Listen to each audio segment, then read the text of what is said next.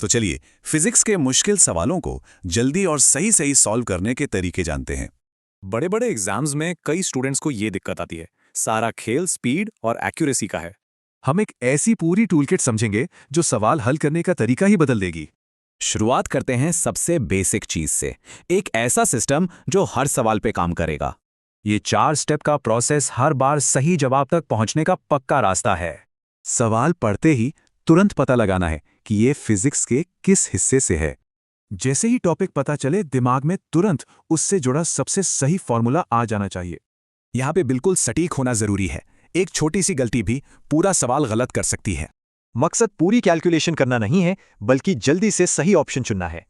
अब इस फाउंडेशन के ऊपर देखते हैं कुछ ऐसी टेक्निक्स जो स्पीड बढ़ाने के लिए बनी हैं। दिमाग को ट्रेन करना होगा कि सवाल के कीवर्ड्स देखते ही सही फॉर्मूला याद आ जाए।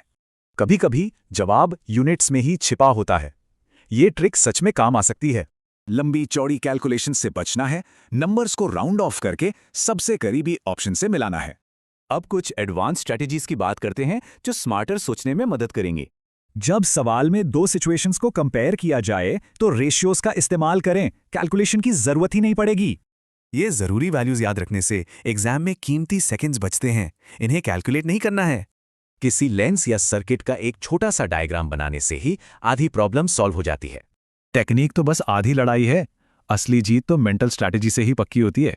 इन आम गलतियों के बारे में जानना ही इनसे पूरी तरह बचने का पहला कदम है।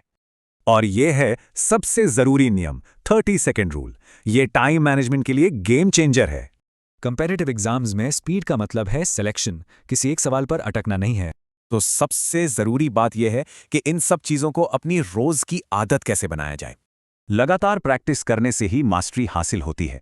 इसे अपने दिन का जरूरी हिस्सा बनाना होगा। और ये एक लाइन का सीक्रेट पूरे प्रोसेस को शानदार तरीके से समझाता है।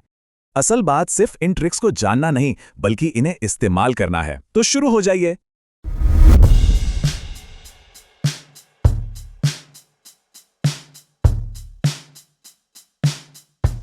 Like, comment, and subscribe.